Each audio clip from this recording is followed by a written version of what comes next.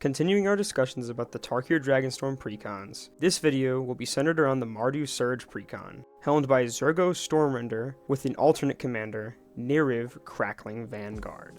Zurgo is a 3-mana in Mardu, 3/3 with Mobilize 1, and whenever a creature token you control leaves the battlefield, draw a card if it was attacking. Otherwise, each opponent loses 1 life. Niriv, on the other hand, is a 5-mana, 2 and Mardu colors, flying Death Touch 4/4. When Niriv enters, create 2 1/1 red goblin creature tokens, and whenever Niriv attacks, exile a number of cards from the top of your library equal to the number of different named tokens you control. During any turn you attacked with a commander, you may play those cards. Out of the box, I feel as though Zurgo is best fitted for the command zone in this deck, whereas Niriv is still okay in the 99. I feel like you could do a lot more different things with Niriv in the command zone outside of this deck. With that being said, let's go over some of the new cards and the reprints from the precon. Starting off our new cards, we have Einok Strike Leader, 1 and a white, 2/2. Whenever you attack with this creature and or your commander, for each opponent create a 1/1 red goblin creature token that's tapped and attacking that player. Sacrifice this creature, Einok. Creature tokens you control gain indestructible until the end of turn.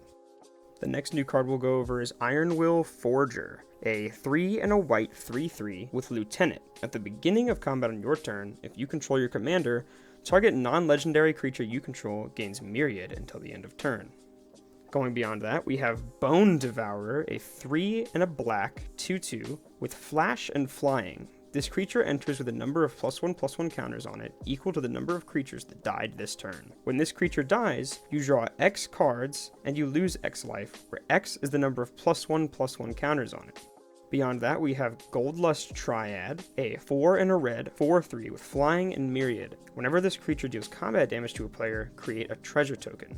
Next, with the new cards, we have Redoubled Storm Singer, a 2 and a red 3/3 with First Strike. Whenever this creature attacks, for each creature token you control that entered this turn, create a tapped and attacking token that's a copy of that token. At the beginning of the next end step, sacrifice those tokens.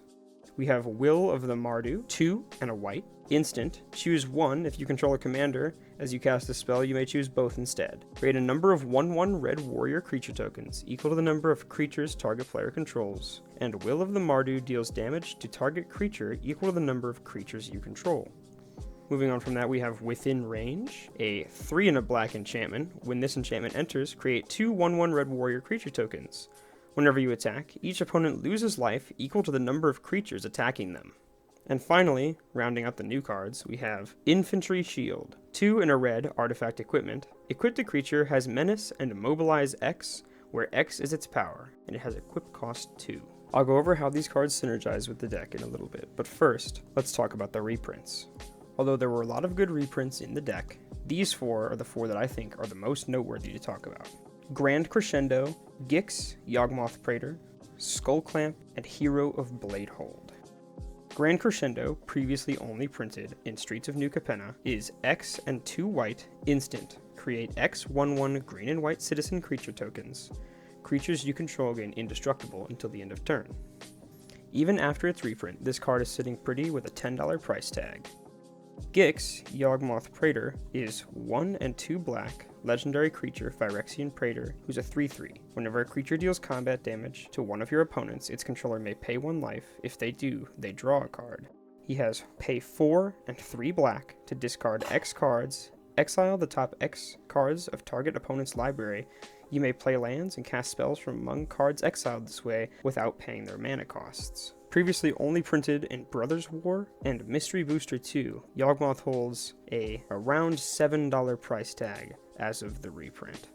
Skullclamp surely needs no introduction, as a 1-mana artifact equipment, gives creature +1/-1, and whenever equipped creature dies, draw 2 cards. Even after being reprinted in many precons, this card still holds around an $8 price tag because of how usable it is. Not seeing many printings, Hero of Bladehold is a 4-mana, 2 and 2 white, 3/4 human knight with Battlecry. Whenever this creature attacks, each other attacking creature gets +1/+0 until the end of turn. And whenever this creature attacks, create 2 1/1 white soldier creature tokens that are tapped and attacking. Now that we've gone over some of the cards that you can find in this precon, let's go over the overall strategy and game plan of what the deck is trying to do. In short, this deck makes tokens, and it makes tokens very well. Using the mobilize mechanic, this deck swings in with tons of creatures, using multiple different overrun effects to overwhelm your opponents and inevitably take the game. Cards such as Thales, Reverent Medium, and the redoubled Stormsinger that we talked about earlier make sure that even our tokens make tokens when they hit the board. All of these tokens, combined with our board protections from Selfless Spirit and Inox Strike Leader, provide a great way to swing in for big damage over the course of the game without losing our board. And even if we do lose our board, the deck does a great job at compensating for that with cards such as Bastion of Remembrance and our commander, Zurgo, giving us benefits from creatures dying under our control, in the form of burn or card draw. Within Range is an enchantment that gives us a nice way to get damage off on our opponents without having to connect with our creatures, as it assigns damage to an opponent equal to the number of creatures that are attacking them on attack. Our token generators, such as Will of the Mardu, Mirror Battlesphere, Legion Warboss, Grand Crescendo, and many others, help us pump as many tokens onto the board as we possibly can to swing in for big damage as early as we can. As early as turn 2, we can start getting tons of damage off on at least one opponent. Grenzo Havoc Razor, for example, gives us ways to goad our opponent's creatures so that we can swing in and not be hit back by whoever we swing at. It also gives us the option of impulse draw from our opponent's decks. Yahenni Undying Partisan and Viscera Seer give us great ways to sacrifice our tokens either during combat or after combat to get value with our commander Zurgo. If we need to draw cards but no one blocks our creatures, we can sacrifice them with either Yahenni or Viscera Seer to draw the card off of Zurgo's trigger, or we could sacrifice them on our second main phase after we've swung in, or even before we've swung, to get burn damage off on our opponents. Cards like Divine Visitation and Legion Loyalty feel like finishers in this deck, as Divine Visitation turns all of our 1/1 warriors that we're making with our mobilize effects into 4/4 hasty angels, whereas Legion Loyalty gives all of our creatures Myriad.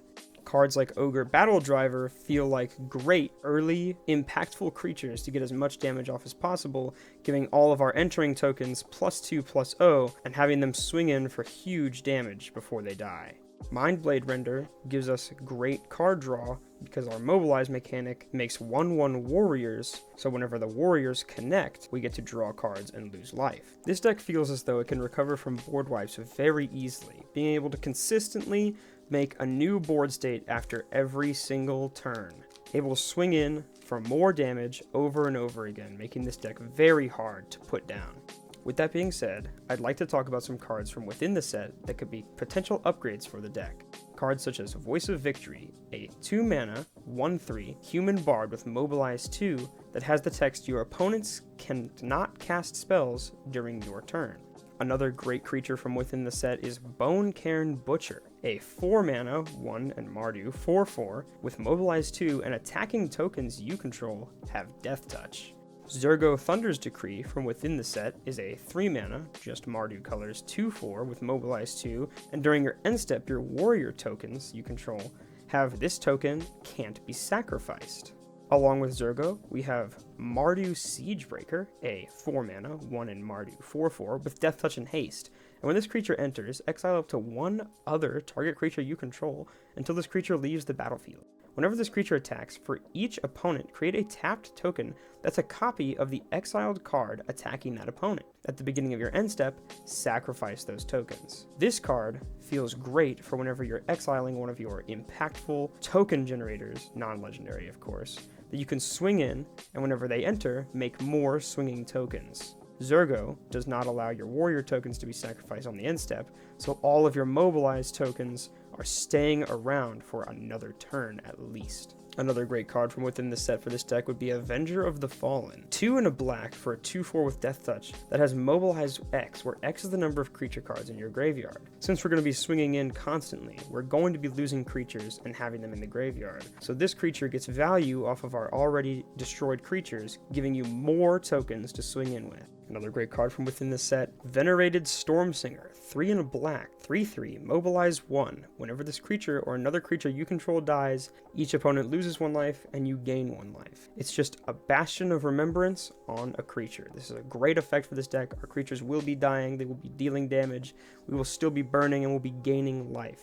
Another great card from within the set, Neriv, Heart of the Storm, our alt commander but in a different form. A 4 mana, 1 in Mardu colors, 4/5 with flying. If a creature you control that entered this turn would deal damage, it deals twice that much damage instead. This is incredible whenever we're making so many tokens in a turn. Granted, they will be 1/1s, that damage adds up. Our 1/1s dealing 2 damage each time they connect is actually super impactful. Some more cards from within the set that come to mind are the Siege cards. Baron's Deep Siege and Windcrag Siege. Baron's Deep Siege says, as this enchantment enters, choose Abzan or Mardu. Abzan, at the beginning of your end step, put a +1/+1 counter on each creature you control. Or Mardu, at the beginning of your end step, if a creature died under your control this turn, each opponent sacrifices a creature of their choice. This, coupled with our tokens dying on the end step, basically sacrifices most of our opponent's boards, if not all of their board. Moving to the Windcrag Siege, as it enters, you choose Mardu or Jeskai. If you choose Mardu, if a creature attacking causes a triggered ability of a permanent you control to trigger, that ability triggers an additional time. So it's like Ishin, but on an enchantment. If you choose Jeskai at the beginning of your end step, upkeep, create a 1/1 red goblin creature token. It gains lifelink and haste until the end of turn. Finally, from within the set, I'd like to talk about a couple finishers for the deck, in the form of All-Out Assault and Elspeth Stormslayer. All-Out Assault is a 5 mana, 2 in Mardu colors enchantment, with creatures you control get +1/+1 and have Death Touch. And when this enchantment enters, if it's your main phase, there is an additional combat phase after this phase, followed by an additional main phase. When you next attack this turn, untap each creature you control. This ends games. Death Touch to all of your tokens, an Anthem, and an extra combat phase is enough to take at least 1 player out of a game. This is an incredible effect on a 5 mana enchantment that stays around as an Anthem after the extra combat. But it's still nowhere near as good, in my opinion, as Elspeth Stormslayer. A 5 mana, 3 and 2 white, planeswalker with 5 loyalty starting. If 1 or more tokens would be created under your control, twice that many of those tokens are created instead. It has a +1, create a 1/1 white soldier creature token. Its 0 puts a +1/+1 counter on each creature you control, and all of those creatures gain flying until the end of your turn. Its -3 destroys target creature an opponent controls with mana value 3 or greater. You'll never use the -3. This card is incredible in this deck. It has utility and is an anointed procession on a planeswalker. Overrun plus token doubling is ridiculous in this deck. This is a must add if you pull it during your Tarkir Dragonstorm pulls. Now it's time to go over some upgrades from outside of the set. The first upgrade that came to my mind was Caesar Legion's Emperor, a 4 mana, 1 in Mardu 4/4. Whenever you attack, you may sacrifice another creature. When you do, choose 2. Create 2 1/1 red and white soldier creature tokens that have haste and are tapped and attacking. You draw a card and you lose 1 life, or Caesar deals damage equal to the number of creature tokens you control to target opponent. This card feels insane in this deck. The ability to sacrifice your tokens that you're going to be making on combat to make more tokens and burn people or draw cards feels like a must include in a deck like this. On that same note, Ishin, 2 heavens as 1, is another one of those cards that's going to be doubling your attack triggers every time you attack. Your mobilized triggers, your Caesar triggers, anything that you care about in this deck, Ishin's doubling it. So another card that I feel like is just a must include in the deck. Anim Pakal, Thousand's Moon, provides more token generation for the deck, which is great, on the form of attacking with non-gnome creatures. She gets +1/+1s and makes gnomes equal to the number of +1/+1s she has. So after a couple turns, you'll be generating tons of gnomes, either as sacrifice fodder or more creatures to swing in with to get more damage. Blood Artist and Elis Il Kor are great additions, providing other ways for us to burn our opponents as our tokens are dying. Another card I tend to like for this deck, Sky Knight Vanguard, is a 2 mana, 1 red, 1 white, 1/2 with flying. Whenever it attacks, you create a 1/1 white soldier creature token that's tapped and attacking. Moving on to some less budget upgrades.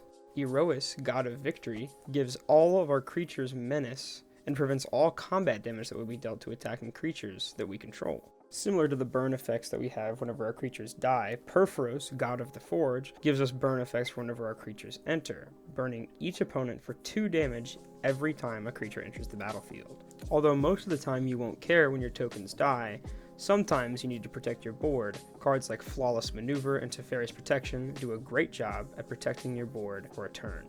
Although the deck already has some sack outlets such as Ashnod's Altar and Phyrexian Altar are great includes as they double as mana accelerants. Whenever you're sacrificing your creatures, pinging opponents for damage, you'll also be adding mana, so you'll be able to progress your plays and continue your turn. Another great finisher for the deck is Akroma's Will. Since you'll most likely be controlling your commander as you're swinging, your creatures will gain Flying, Vigilance, Double Strike, Lifelink, Indestructible, and Protection from all colors, which usually is enough to finish the game.